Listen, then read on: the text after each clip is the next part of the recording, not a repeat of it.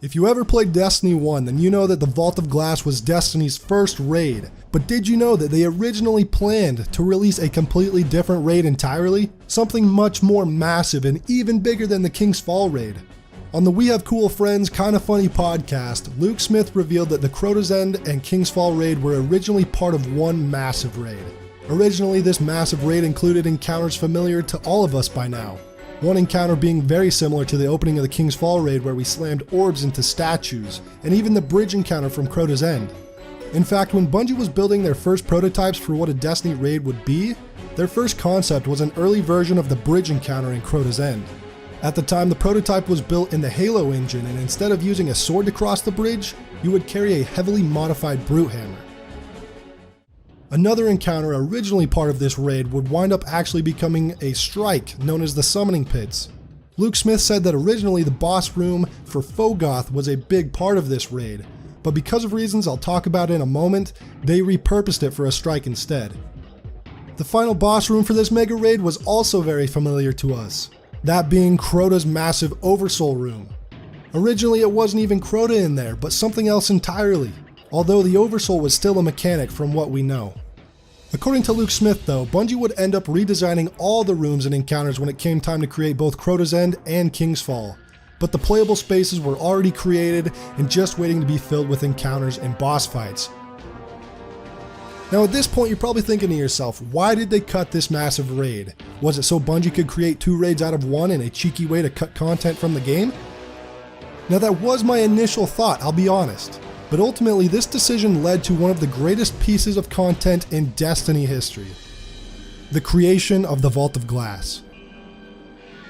See, the reason this massive raid wasn't first to release was because after the story overhaul, Bungie felt that since the game revolved around the Vex being the main villains, they needed a raid within that same theme. And so began development of the Vault of Glass. And from this information, and if we look at the timeline of when the overhaul happened, we can gather that VoG was actually developed relatively quickly, getting it done just in time for the game's release. And this is just crazy. It's so hard to believe that we almost didn't get Vault of Glass at all. If Bungie hadn't shelved this massive raid or overhauled Destiny's story, we might have never seen Vault of Glass. So in some ways, I'm glad things turned out the way they did. And while yes, it's sad that we never got the original story, and I've talked about that in the past, or this original version of a massive mega hive raid, I'm glad that this led to something amazing like the Vault of Glass. Eventually though, Bungie would go back and create the opening lamp encounter from scratch for the Crota's End raid, and bring back the bridge encounter idea. Then ultimately use the Oversoul room for the final boss room for Crota.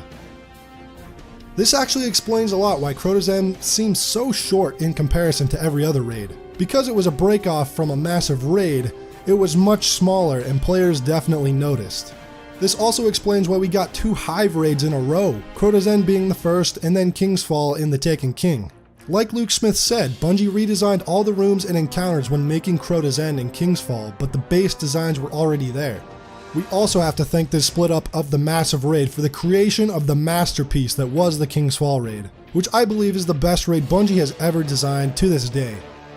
Because of the extra time to flesh out the encounters and mechanics and design, I believe the King's Fall probably turned out even better than their original mega raid concept. And I don't know about you guys, but I found this story to be very interesting and honestly really cool as a longtime fan of Destiny. It shares some great insights of the realities of game development and the process of creating content. Vault of Glass, Crota's End, and King's Fall are some of my favorite pieces of Destiny history, and learning about how they were created is it's plain awesome. And if you guys agree and enjoyed this video, leave a like on it, it really helped me out. Subscribe for more Destiny and video game content just like this, and leave a comment down below on your thoughts about everything in this video that we talked about. I'd like to thank you for watching, and I will see you guys in my next video.